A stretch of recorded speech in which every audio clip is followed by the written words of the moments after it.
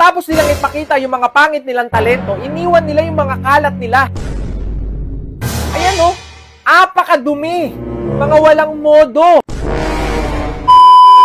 What's up sa inyo lahat? So, nandito po tayo ngayon at ipapakita ko sa inyo ang nangyayari dito sa may Robinsons Las Piñas. Audition po ito ng Pinoy Big Brother Season 11. Kung makikita nyo, meron tayong mga kabataan dyan na nakaupo, may matatanda, kasama nila yung mga anak-anak nila, gustong sumikat, gustong maging artista. Pero ang masasabi ko dito sa mga taong to, wala kayong karapatan. Wala kayong karapatang sumikat. Bakit ko nasabi yan? Kasi mga wala kayong manners. Okay? Wala kayong manners, wala kayong modo, parang hindi kayo tinuruan ng mga magulang nyo. Nakakainis eh. Ha? Alam nyo, yung nag-send sa akin nito, galit na galit.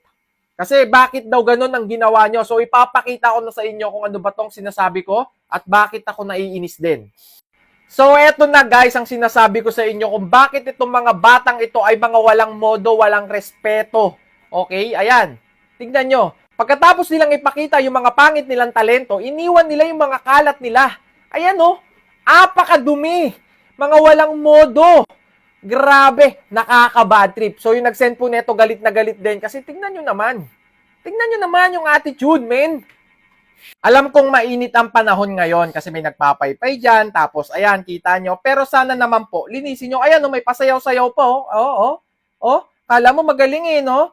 Kayo, hindi nyo dapat matutunan ng pagsasayaw. Dapat ang matutunan nyo yung good manners and right conduct. Sana po sa mga magulang na mga batang to, turuan nyo yung mga anak nyo na magtapon sa tamang tapunan. Hindi yung iiwan lang nila pagkatapos nilang gamitin. Okay? So, ayan, nakakainis lang po makita yung mga kababayan natin, yung mga kabataan natin na parang nawawalan na po sila ng modo. Sana hindi sila makuha dito sa Pinoy Big Brother. Hindi sila deserving. Hindi nyo deserve. Sa mga magulang po na nakakapanood nito, ang una nyo pong ituro sa mga anak nyo ay yung good manners and right conduct. Okay? Kasi kahit na sobrang ganda ng anak mo, sobrang gwapo ng anak mo, sobrang talentado ng anak mo, pero ang ugali niya ay basura katulad ng iniwan ng mga batang to.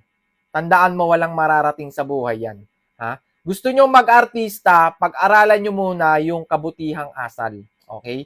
Kasi kung ako si kuya, hindi kayo makakapasok sa akin. Ha?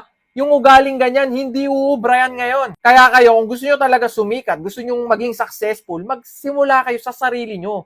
Hindi yung pagkatapos mo mag-audition, iiwan mo yung basura mo. Sana iniwan mo na rin yung sarili mo kasi ikaw mismo basura. Kung ikaw ay makita ko sa daan, ako mismo magliligpit sa'yo. Yan po ang gusto kong ituro sa lahat ng mga magulang na nanonood ngayon. Turuan nyo yung mga anak nyo.